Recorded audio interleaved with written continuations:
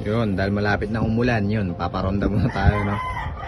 Alas 3 na, pero makulimlim na. Labasin natin itong mga kalapati natin.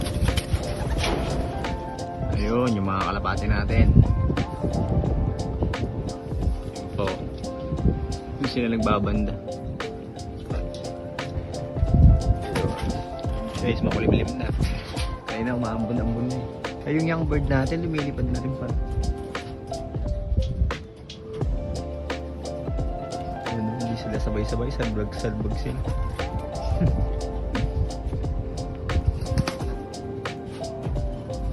Yun. Tamang exercise lang para sa mga kalapate natin.